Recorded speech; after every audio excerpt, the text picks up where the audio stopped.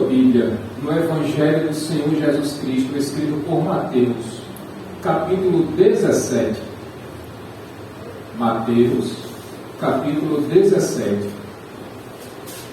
E quando você encontrar, fique de pé em reverência à palavra do Senhor.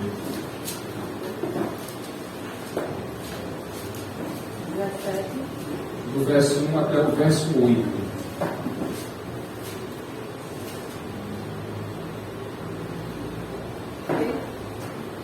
7 dias depois, Jesus tomou consigo Pedro, Tiago e João, irmão de Tiago, e os levou, em particular, a um alto monte.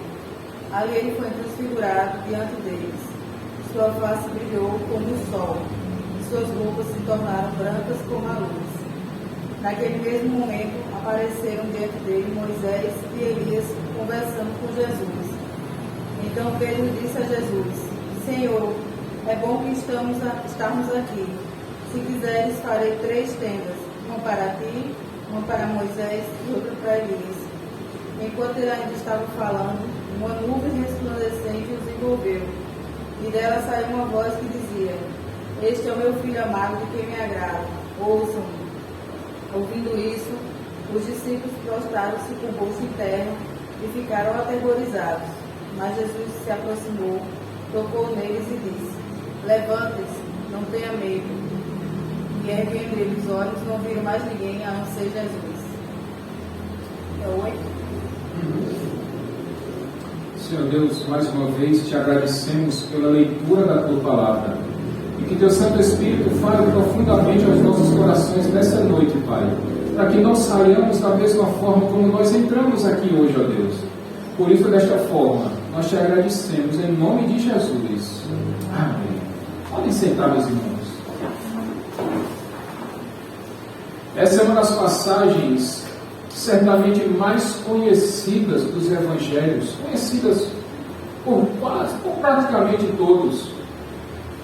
Esse texto da transfiguração do nosso Senhor Jesus, ela tanto está em Mateus capítulo 17, quanto ela também se encontra lá no Evangelho de Lucas, no capítulo 9. Acontece que nós vamos trabalhar nesses 2 textos em forma paralela, porque, como os irmãos bem sabem, os evangelhos de Mateus, Marcos e Lucas são evangelhos sinóticos. E o que são evangelhos sinóticos, pastor? São evangelhos que se complementam, meus irmãos. Então, algumas informações que Mateus não acrescenta, Lucas coloca. Então, desta forma, nós iremos trabalhar esse texto com base no Evangelho de Mateus, mas também tomando algumas informações contidas no Evangelho de Lucas. O texto começa dizendo, meus irmãos, que 6 dias depois, o Senhor tomou 3 dos seus discípulos. Mas 6 dias depois de quê, meus irmãos? Se você der uma olhadinha no capítulo anterior, no capítulo 16, vocês vão perceber que o Senhor Jesus, ele trabalhava com os seus discípulos. E ele estava treinando os seus discípulos para que quando o Senhor fosse para a glória novamente, quando ele assuntasse aos céus, ou quando ele subisse aos céus, os seus discípulos dessem prosseguimento ao ministério de Jesus. Então, quando Jesus estava dizendo para os seus discípulos, meus irmãos, que era necessário que ele fosse rejeitado pelos líderes, era necessário que ele fosse morto, era necessário que ele fosse crucificado e que ao 3º dia ele ressuscitaria. Então sempre chega ele, que sempre gosta de entrar em polêmicas, Pedro. E Pedro disse: não, mestre, o Senhor não pode passar por uma dessas.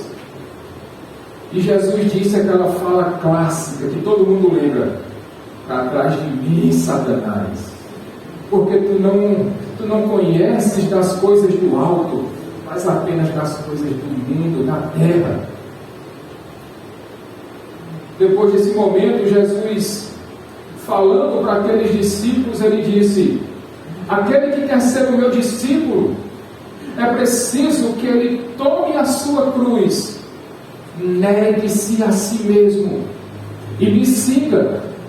Porque aquele que perder a sua vida, este a achará. Mas aquele que achar a sua vida, este a perderá.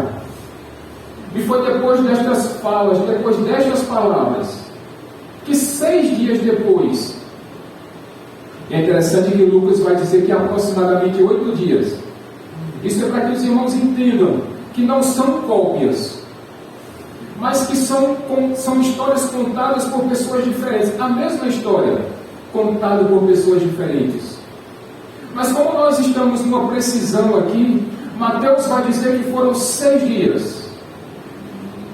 E foi naquele momento, meus irmãos, em que Jesus, ele agora para um pouquinho o seu discipulado com aqueles homens. E ele faz uma revelação, Francisco, que certamente impactou a vida daqueles homens. Porque se os irmãos bem lembram, havia uma grande multidão que andava com Jesus. Mas quantos homens Jesus arregimentou para andar com eles? Quantos? 12. E daqueles 12 homens que andavam com Jesus, haviam ali um grupinho menor, que andavam mais juntos a Jesus Cristo. E eram exatamente esses 3 que estavam com ele: Pedro, João e Tiago.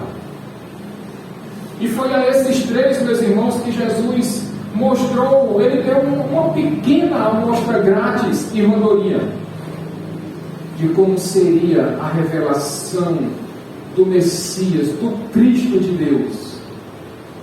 Então Jesus chama aqueles 3 discípulos e eles vão para um monte. E Lucas diz que Jesus chama aqueles 3 homens para orar. Muito provavelmente isso tinha acontecido à noite. E quando eles chegam naquele monte Jair, então Jesus começa a orar. E de repente, o rosto de Jesus, ele começa a se transformar. Começa aqui a transfiguração do nosso Senhor. E diz a Bíblia que o rosto de Jesus vai se transformando. E o rosto de Jesus começa a brilhar, e diz o texto que o rosto de Jesus brilha mais do que o sol. E as roupas de Jesus, elas agora brilham mais que o brilho do relâmpago. Essa é uma observação que Lucas faz. O rosto de Jesus brilha mais do que o sol, e a roupa de Jesus tem uma luz semelhante à de um relâmpago. E aqueles homens não entendem. E Jesus, nesse momento, ele está dando uma pequena demonstração de toda a sua glória. Ele para um pouquinho, meus irmãos. É nesse momento, Marinho, em que o lado humano de Jesus, ele cede um pouco de espaço para demonstrar para aqueles 3 homens o lado divino de Jesus. E eles não imaginavam que isso fosse acontecer. O brilho de Jesus era tão forte, meus irmãos, que a roupa dele não conseguiu conter a glória de Jesus. O que ele estava demonstrando nesse momento é que ele sim é o próprio Deus. E eles tiveram o privilégio de ter essa demonstração, essa pequena demonstração. Jesus certamente estava demonstrando naquele momento, meus irmãos, que ele é a luz do mundo. Ele próprio disse isso: eu sou a luz do mundo. E o nosso Senhor Jesus é aquele que habita em luz inacessível. Tão inacessível que Paulo, quando caminhava em direção a Damasco, e ele viu aquela luz, o que aconteceu com Paulo? Ele ficou cego por alguns dias. Tamanha era a luz que demandava de Jesus. Tamanho era o brilho que vinha do nosso Salvador. A glória de Deus era muito forte. Meus irmãos, vai dizer João, lá no livro de Apocalipse, capítulo 21, quando ele teve aquela visão da Jerusalém celestial, que aquela Jerusalém ela não vai mais precisar nem do sol e nem da lua, porque o próprio Deus vai iluminar a Jerusalém celestial. E diz a Bíblia que Jesus, o Cordeiro, será a lâmpada. Imagina aí, não vai precisar de sol nem de lua, porque o próprio Deus vai iluminar o novo céu e a nova terra. E Jesus será a lâmpada de Deus. Ah, meus irmãos, este é o brilho daquele que é o Senhor na glória. Porque o que essa demonstração, o que essa transfiguração de Jesus nos apresenta, é que o próprio Senhor Jesus, Ele é o Senhor da glória. Porque João, lá no seu Evangelho, vai dizer: e o Verbo se fez carne e habitou entre nós, cheio de graça e de verdade, e vimos a sua glória, como a glória do unigênito do Pai.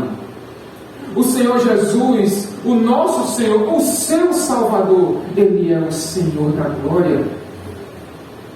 E sendo Ele o Senhor da glória, nós não precisamos mais buscar em outras fontes, nós não precisamos mais buscar em outros lugares, porque nós já temos aquele que é o Senhor da glória. Meus irmãos, o Antigo Testamento, ele já apresentava esta glória. Certamente os irmãos se lembram quando o tabernáculo ali, quando Moisés levava o povo de Israel ali pelo deserto, e quando o tabernáculo parava e a glória de Deus enchia o tabernáculo. Ou depois quando Salomão construiu o templo, e vocês lembram que a glória de Deus inundou aquele templo, e aquelas pessoas que estavam vendo aquele templo cheio, inundado pela glória de Deus, eles se prostraram, porque eles não conseguiam suportar a glória de Deus. Mas agora, nós não precisamos mais dessas demonstrações da glória de Deus. Sabe por quê? Porque a glória, agora, o próprio Deus se encarnou. E agora nós podemos ver a glória dele, assim como João descreveu, a glória do unigênito de Deus. Aqueles homens tiveram, meus irmãos, uma grata surpresa, uma grata alegria, porque quando Jesus estava mostrando nesse momento toda a sua glória, todo o esplendor da sua glória, eles ficaram admirados. É isso que vai dizer aí no versículo 1 e no versículo 2. Eles ficaram totalmente admirados, porque aquilo não era uma coisa que acontecia. Aliás, com eles nunca tinha acontecido. O Senhor Jesus agora ele está se revelando como de fato Ele é, com o seu corpo glorificado. Certamente os irmãos se lembram que quando Moisés desceu do Monte Sinai, e diz a Bíblia que o rosto de Moisés estava totalmente iluminado. E o que foi que ele colocou para cobrir o seu rosto? Um véu. Um véu conseguiu cobrir o brilho do rosto de Moisés. Mas diz aqui as Escrituras que a roupa de Jesus não conseguiu ofuscar o brilho da sua glória. Porque ao mesmo tempo que o rosto de Jesus brilhava como um sol, a roupa de Jesus também se iluminou como o brilho de um relâmpago. A roupa de Jesus não foi capaz de conseguir deter o brilho da sua glória. Meus irmãos, o que esses discípulos estão vendo agora é algo sobrenatural. É Jesus se revelando a eles como de fato Ele será na glória. Quando um dia, nós também o veremos em toda a sua glória, em toda a sua majestade, com todo o seu poder. Não precisaremos mais dessas lembranças do Antigo Testamento, porque agora nós vimos o Senhor da glória. Mas então, meus irmãos, como é que nós podemos então definir o nosso Senhor Jesus? Com base nessa transfiguração de Jesus. podemos dizer tranquilamente, Carol, que Jesus, sim, é o Senhor da glória. Mas não apenas isso. Ele não é apenas o Senhor da glória, mas Ele também é o centro das Escrituras. O versículo 3 vai dizer que naquele momento, além de Jesus estar passando por aquela transfiguração, Ele está se revelando em glória aos seus discípulos. Aparecem mais dois personagens nessa história deles. Quem são eles? Moisés e Elias. Só uma notinha de rodapé, meus irmãos. A essa altura do campeonato, Moisés já havia morrido há 1480 anos. 2 dias, Ivonete. E Elias havia morrido há quase 900 anos. Coisinha de nada. Coisinha de nada. E esses 3 discípulos tiveram esse privilégio. Pense numa noite diferenciada. Jesus chama os seus discípulos para orar. Imagina a noite, Francisco. Imagina a noite, de repente, Jesus resplandecendo como o sol. A roupa de Jesus brilhando como o brilho de um relâmpago. E de repente, se isso não já fosse o suficiente, Maria, ainda me aparecem Moisés e Elias, para demonstrar que Jesus é o centro das Escrituras, Jair. Porque o que Moisés está representando aqui é a lei. Porque Moisés é o representante da lei. E Elias está representando os profetas, porque Elias é o representante dos profetas. Se não o maior, talvez um dos maiores profetas do Antigo Testamento. E esses homens estão aqui representando todo o Antigo Testamento. A lei e os profetas estão aqui para ver o Senhor Jesus, o Senhor da glória. Mas o que esses homens foram fazer lá, meus irmãos?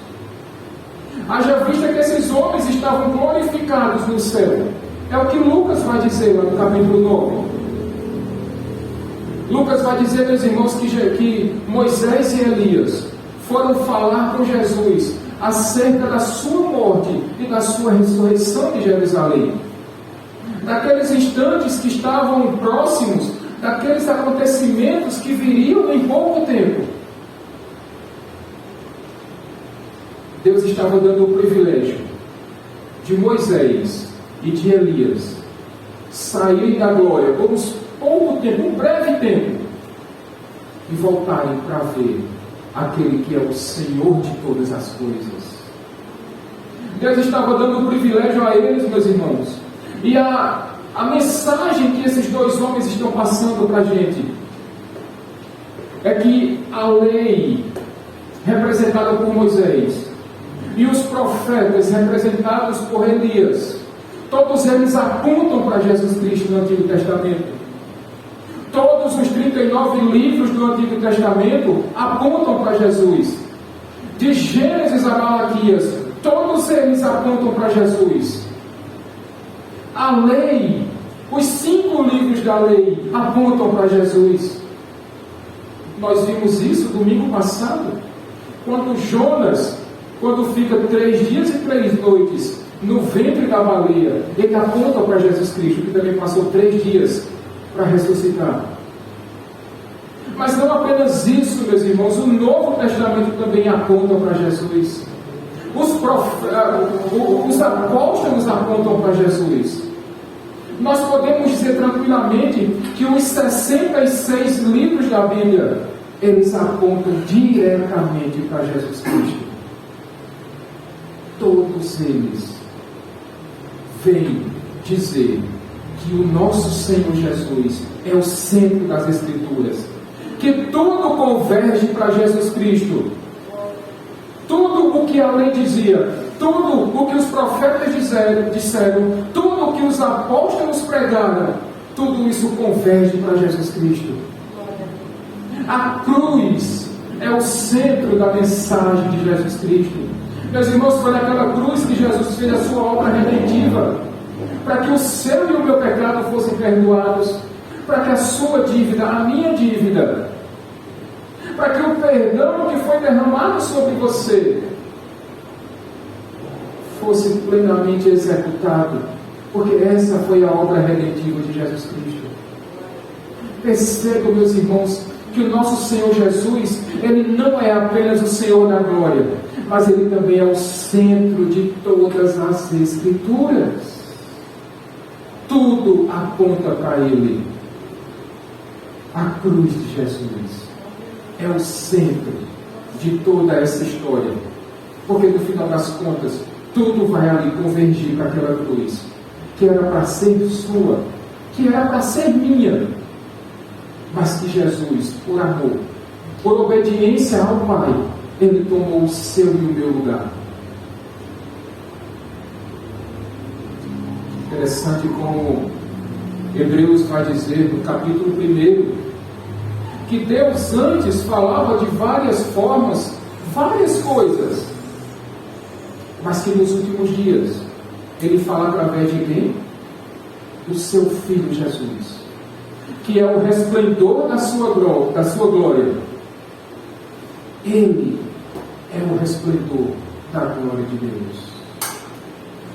Meus irmãos, quando Jesus estava passando por essa transfiguração, não é que Ele estivesse abrindo mão da sua essência, não. Ele continuou sendo homem, mas esse lado homem abriu um pouquinho desse espaço para o seu lado Deus, 100% homem e 100% Deus, o Senhor da glória, mas que também é o centro das Escrituras.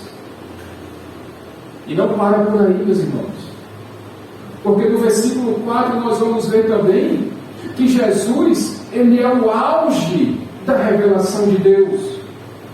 Porque é interessante que naquele momento, Pedro, ele disse: Senhor, bom é estarmos aqui. Olha, se o Senhor quiser, nós podemos construir 3 tendas. Uma para o Senhor, uma para Moisés e o outro para quem? Para Elias. Sabe o que é que Lucas vai dizer? Lá no capítulo 9, versículo 33. E Pedro não sabia o que dizia. Você já parou para pensar sobre isso? Por que Pedro não sabia o que é que ele estava dizendo, Lúcia? Se Pedro queria, meus irmãos, naquele momento construir 3 tendas, uma para Jesus, uma para Moisés e uma para Elias, o próprio texto vai dizer: faltou sabedoria em Pedro. Pergunto para vocês: se Jesus é o resplendor, se Jesus é o Senhor da glória, se Ele é o próprio Deus encarnado, tinha alguma coisa que Pedro pudesse fazer para Deus?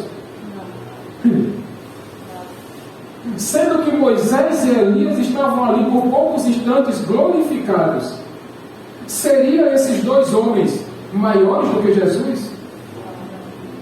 E por que cargas d'água Pedro queria fazer 3 tendas? Faltou sabedoria para Pedro.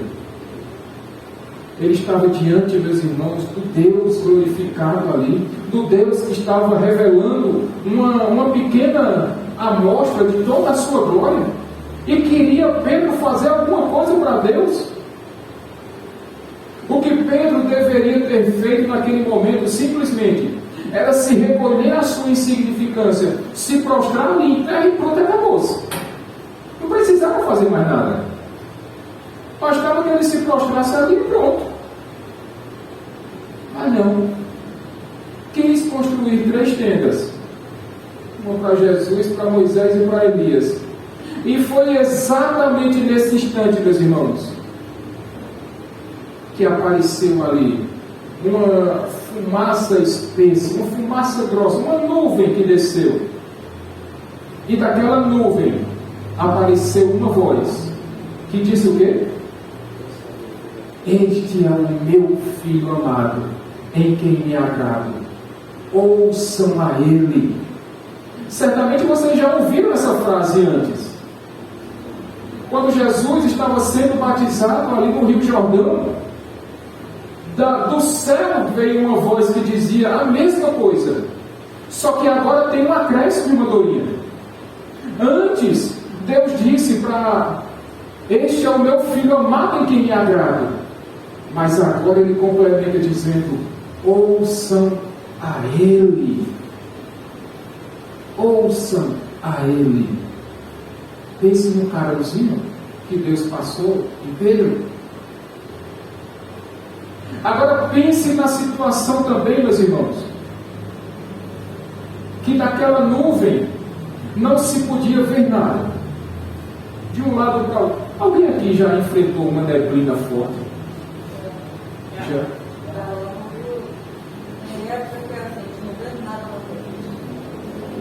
Quando eu morava em Brasília com a Elisângela, às vezes eu começava a trabalhar mais cedo. Nós morávamos numa cidade chamada Valparaíso de Goiás. Ficava no estado de Goiás já. E eu saía bem mais cedo. E às vezes, quando era horário de verão, se eu saía de casa às 5, horário de verão, o normal seria o quê? 4 horas, né? Um frio marinho. Pense no frio. E aquela neblina que eu só conseguia ver o farol do ônibus quando já estava assim a uns 3 metros já aí. Pense no sufoco. Eu digo, eu vou dar com a mão. Se não for, desculpa, ele passa direto. Mas assim, era o único jeito de fazer o ônibus parar, porque nem o motorista conseguia ver. Perigo. E é por isso que muitos acidentes acontecem. Porque não se vê o que está lá adiante. E foi mais ou menos isso que aconteceu, Dindo e Alisson, com esses 2 homens, com esses 3 homens. Eles não conseguiam ver nada. Mas daquela nuvem, do meio daquela nuvem, veio aquela voz que disse: este é o meu filho amado, em quem me agrado. Ouçam a ele. Talvez você esteja pensando: Pedro se prostrou. Pedro ficou aterrorizado, é o que o texto vai dizer. Mas por que Pedro ficaria, meus irmãos, tão aterrorizado? O que Deus disse? Era motivo, Carol e Davidson, para que esses 3 homens se assustassem? Este é o meu filho amado em quem me agrado. Ouçam a ele. Tem alguma coisa demais nisso, meus irmãos? Não, né? Muito provavelmente, esses homens tenham se assustado com o poder da voz de Deus. A Bíblia vai dizer que a voz de Deus é como a voz de muitos trovões. Agora você imagina aí, você dentro de uma nuvem, Jair, e de repente vem uma voz como de muitos trovões dizendo: tipo a voz de Cid Moreira, este é o meu filho amado. Esses homens caíram em terra, aterrorizados. Se fosse eu e você, a gente ia fazer a mesma coisa. Estes homens caíram aterrorizados de medo, certamente pelo poder da voz de Deus. Poder da voz de Deus. Eis que passado esse momento então, meus irmãos, Jesus, que é um homem muito bondoso, muito paciente, muito calmo, ele vai lá, toca em Pedro, toca em João, em Tiago, e disse: gente, podem ficar de pé, não precisa ter medo não. Não tem medo não, sou eu, é Jesus, o próprio. O que nós precisamos entender, meus irmãos, é que Jesus, ele é não apenas o Senhor da glória, que Jesus, ele é não apenas o centro das Escrituras, que Jesus é não apenas o auge da revelação de Deus, porque aquilo ali foi o momento máximo. Nada está acima de Jesus. Moisés não está acima de Jesus, Elias não está acima de Jesus, nenhum dos profetas estão acima de Jesus, nenhum dos seus apóstolos são superiores a Jesus. Ele é o auge, o clímax da revelação de Deus. Talvez aqueles homens naquela noite, meus irmãos, eles tiveram uma experiência única e incomparável com Jesus. Jesus demonstrando um pouquinho do que nós veremos um dia, quando estivermos também no novo céu e nova terra. Agora, desse texto, meus irmãos, eu queria tirar algumas aplicações para a gente nessa noite. E talvez você tenha já certeza do que eu vou dizer. Primeira, se Pedro já tinha Jesus, precisava ele procurar mais alguém? Meus irmãos, se Pedro, João e Tiago já estavam vendo ali Jesus se revelando ser o Senhor da glória, precisava eles quererem fazer alguma coisa para Moisés e para Elias? E você e eu? Você já tem Jesus em sua vida? Amém? Amém. Precisa você procurar mais alguma coisa aí fora? Precisa que você busque experiências com pessoas, ou com situações, ou com lugares que não são o Messias de Deus? O próprio Deus encarnado? Nós já temos o Espírito Santo que habita em nós, meus irmãos.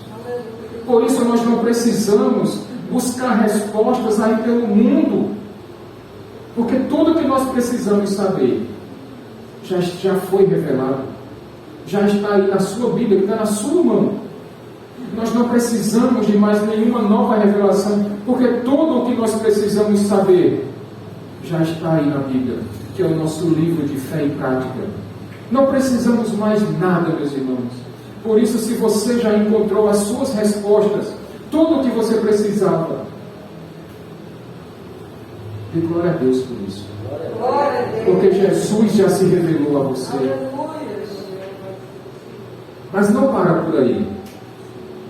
Se nós já temos o nosso Messias, se nós já temos o nosso Salvador, sabe uma outra questão que esse texto nos apresenta? É que sim, meus irmãos, existe vida após a morte. Sabia disso? Porque depois que nós morrermos, nós não vamos simplesmente acabar. O nosso corpo vai para debaixo da terra, sim, a matéria. Mas a nossa alma, o nosso espírito, se morremos em Cristo, ele vai para a glória. Aqueles que morrem em Cristo, meus irmãos, eles passam a viver com Cristo. É o que Paulo vai dizer. Porque morrer é estar com Cristo, o que é infinitamente, incomparavelmente melhor.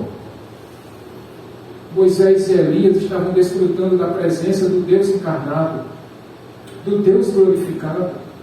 Mas agora eles tiveram uma experiência. Lembram-se que um dia Moisés pediu a Deus: Senhor, deixa-me ver a tua glória. E Deus disse: não, meu filho, agora não é possível não.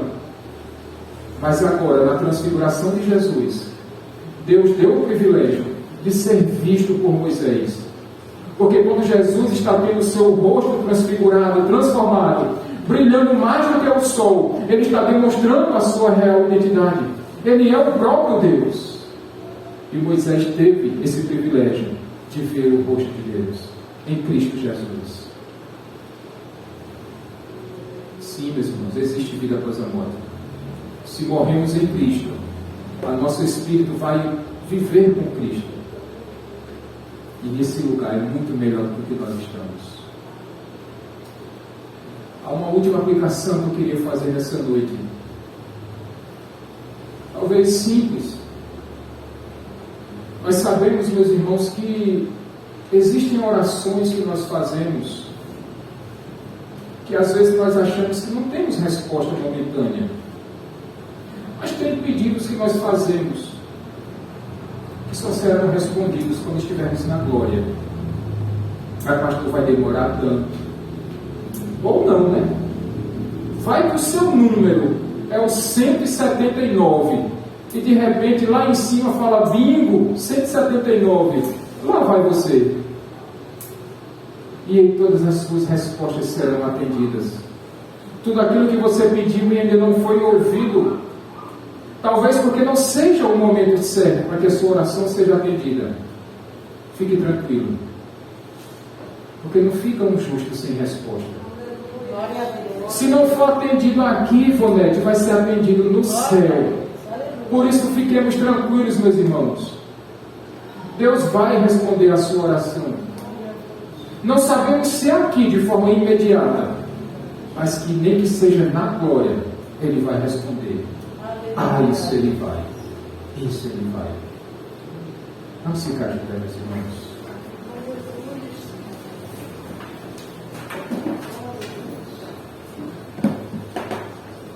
Eu espero que a transfiguração de Jesus, ela traga respostas à sua vida, que talvez você tenha entrado aqui na igreja hoje com essas dúvidas.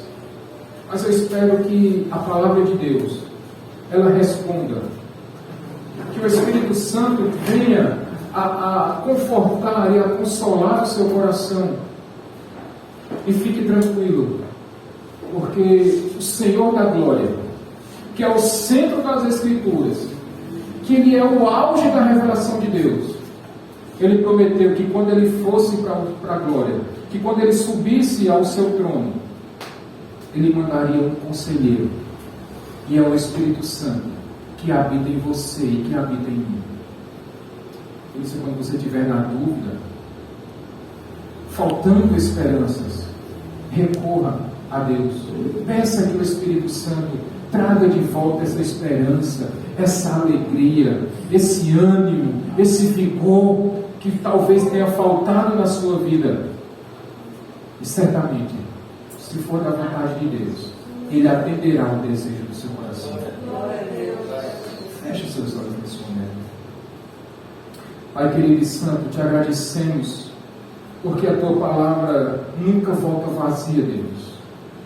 E certamente ela deva ter feito, ó Pai, uma verdadeira mudança em nossos corações nessa noite. Obrigado por tudo que aconteceu de bom nessa noite, ó Deus, pelo culto que foi entregue a Ti, ó Deus.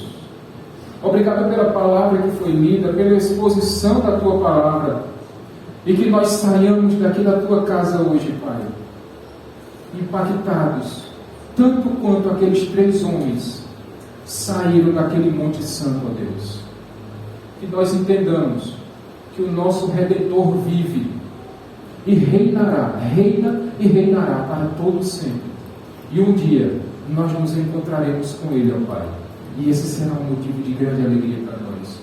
Por isso nos despede nessa noite, ó Deus, em paz.